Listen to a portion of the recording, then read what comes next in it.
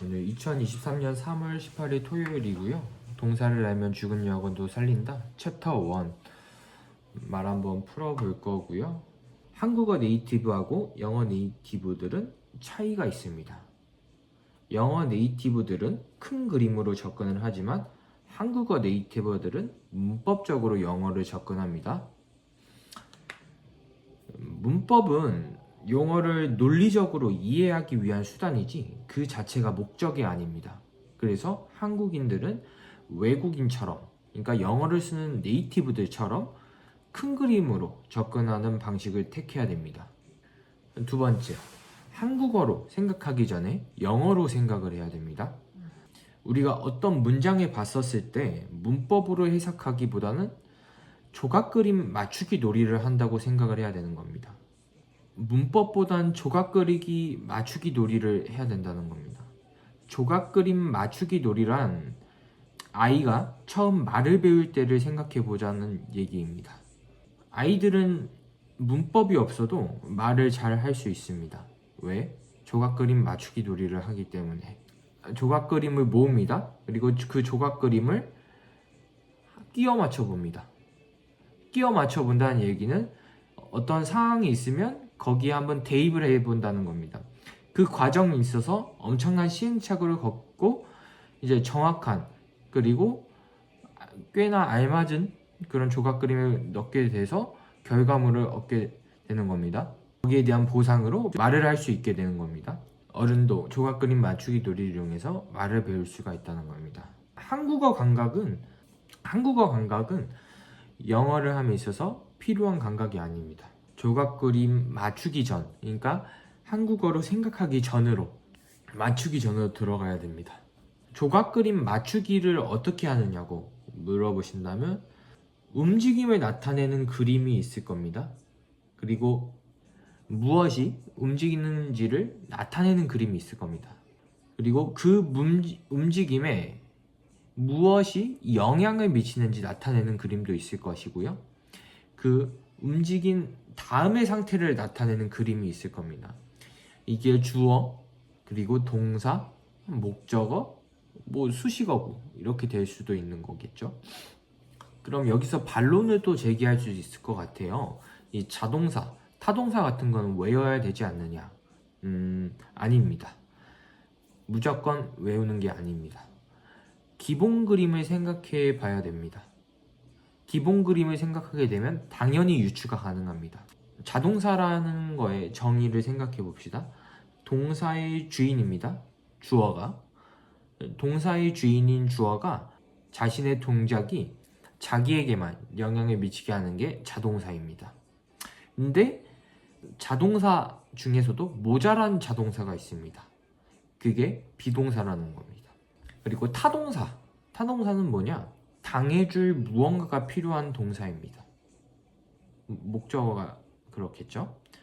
그리고 자동사로도 쓰이고 타동사로도 쓰이는 동사가 있습니다. 그리고 타동사 중에서도 좀 모자란 타동사가 있고요. 그리고 주어의 동작이 하나에만 미치는 게 아니라 다수에게 미치는 게 있습니다. 그게 예를 들어서 기부라는 동사입니다.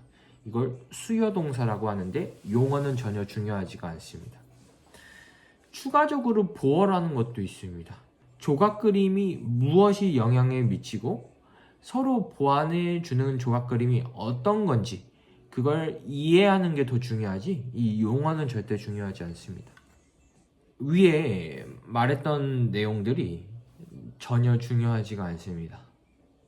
그 말인즉슨 동사는 기본 그림을 생각해 보면 목적어가 필요한지 필요 없는지 아니면 있어도 되고 없어도 되는지 아니면 두 개의 목적어가 필요한지 알 수 있게 되는 겁니다. 그러니까 기본 그림을 잘 그려야 된다는 겁니다. 그러면 기본 그림을 공부하기 위해서 단어 공부부터 해야 될까? 좋습니다. 단어 공부하는 건 좋은데 외우지 말고 그림을 그려봐야 된다는 겁니다. 그 중에서도 전치사 그리고 동사가 매우 중요합니다. 근데 이 동사도 재밌는 게 이 네이티브들이 쓰는 동사는 사실 몇 개 안 됩니다.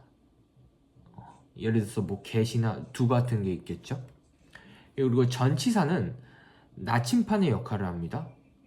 움직임이 뭐뭐 하는지, 그러니까 이 뭐뭐만 바뀌는 거고, 이제 뭐 행동, 그 조각 그림과 조각 그림에 서로 어떤 연관관계가 있는지 그걸 말해주는 게 전치사입니다. 근데 한국 사람들은 이 동사하고 전치사를 거들떠 보지도 않죠. 그럼 여기서 또 질문이 있을 것 같아요. 영어의 기본 그림은 어떻게 하는 건데? 사전을 보면 되는데요. 영영사전을 봐야 됩니다. 한영사전이 아니라. 수십 개씩 나열을 하고 있을 거고, 예문도 같이 있게 될 겁니다. 나열된 단어와 예문을 한번 쭉 읽어보면 기본 그림이 나타나게 됩니다. 그걸 뽑아내면 되는 겁니다. 그러니까 객체지향적으로 설명을 하게 되면 상위 클래스, 이거 오브젝트들이 있고, 그 오브젝트들에서 제일 공통 분모로 하는 상위 클래스를, 최상위 클래스를 뽑아내면 된다는 얘기입니다. 기본 그림의 오버라이드도 있습니다. 그거는 이제 풍경화, 추상화라고 지금 책에 표현되어 있는데요. 그러니까 기본 그림이 비유적인 그림으로 덮어쓰기를 할 수 있다는 겁니다. She turned me on 이라는 단어가 얘가 되겠죠. 또 효율을 늘리는 방법도 있습니다. 그 방법은 상관관계를 생각해서 대입을 하면 되는 겁니다.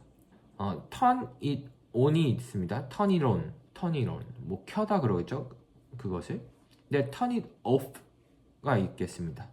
on하고 off는 반대 개념이므로 그 상관관계를 생각해서 대입을 하면 되는 겁니다. 이건 뭐 인과관계는 아니죠. 상관관계죠.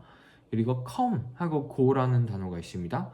come은 내 쪽으로 오는 거고 go는 다른 쪽으로 가게 되는 겁니다. 방향성에 대해서 상관관계, 반대되는 상관관계가 있는 거죠. 그리고 bring하고 come이라는 단어가 있습니다. bring이라는 것은 이제 누군가를 움직이게 하는 거죠. come이라는 거는 이제 스스로 움직이는 거죠. 스스로 움직이는 거죠. 반대되는 개념에 대해서 생각을 해서 대입하게 되면 효율이 늘어납니다. 저도 제게 궁금했던 점이 있습니다. 그냥 짧게 쓰면 되는데 왜 동사를 이렇게 길게 늘었을까? 그런 거에 대해서 고민을 하게 됐었는데, 챕터 이름이 동사와 형용사의 사랑법이라는 챕터입니다. 또 이 결과를 묘사하기 위해서 형용사를 쓰기도 하는데요. 그럼 이렇게 반론을 제기할 수 있을 것 같아요. 동사와 어울리는 품사는 부사이지 형용사는 아니지 않냐.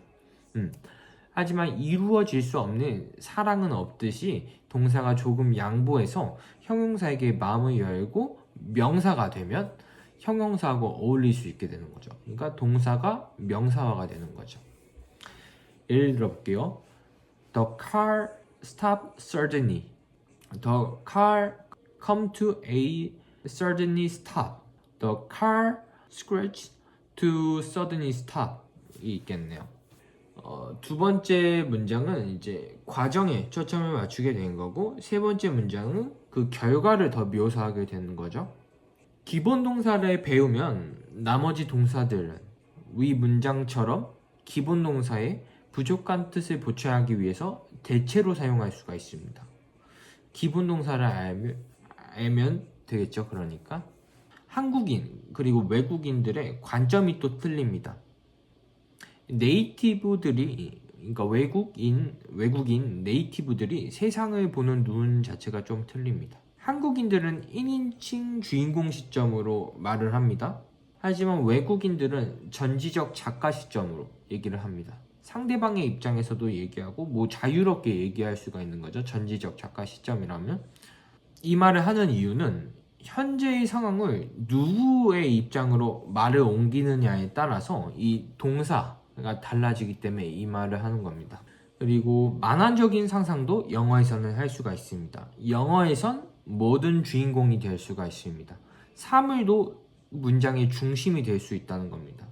그 이유는 영어의 특징은 문장을 만드는 데 있어서 가장 효율적인 방법을 좀 정리를 해보면, 첫 번째, 사물도 문장의 중심이 될 수 있습니다. 두 번째, 영어 네이티브들은 전체 그림을 위에서 내려다보면서 조각 그림을 맞추기를 합니다. 상황이나 개념을 내려다보면서 조각 그림을 맞춘다라고 생각을 하면 될 것 같습니다. 그리고 전체 그림을 구성하는 조각 그림이 평등합니다. 그래서 사물도 문장의 중심이 될 수 있는 것이죠. 한국인들이 흔히 잘못 쓰는 걸 한번 짚어보겠습니다. 수동태인데요. The barrister is broken. 물집이 누군가에 의해서 터졌다라는 표현이죠. 이런 표현도 있어요. These glasses break easily. Handle with care. 글래스가 주인공이 된 상황이죠. 지금은 글래스가 break easily? 누가 깨줘야 되는 거 아니야? 라고 생각해서 여기에 수동태를 넣는 사람이 간혹 있습니다. 간혹이 아니라 많겠죠? 하지만 이건 잘못된 거고요. It cut well 이라는 단어도 있습니다. 말도 있습니다. I bought a new knife. It cut well 이라는 문장도 있습니다. 여기서 it cut well 사물이 주인공이 된 것이죠. 그래서 cut 자기가 썰었다. 그러니까 자기가 나이프가 물을 썬 거죠. 자기가 누군가에 의해서 썰게 된 게 아니라. 그래서 이런 만화적인 상상을 자유자대로 해줘야 된다는 거죠. 여기서 핵심 제가 말하고 싶은 게 뭐냐면 절대 외우려 들면 안 되는 거예요. 그림을 그려야 되는 거예요. 외워서는 제 걸로 만들 수 없다는 걸 명심해야 될 거예요. 명심해야 된다는 거예요. 외우려고 하는 것 자체가 지금 제가 얘기했던 이 기본 그림을 제대로 이해하지 못했다는 증거이기 때문이죠. 절대 외우려 들지 말고 그림을 그리고 상위 클래스를 끄집어 내야 된다는 겁니다.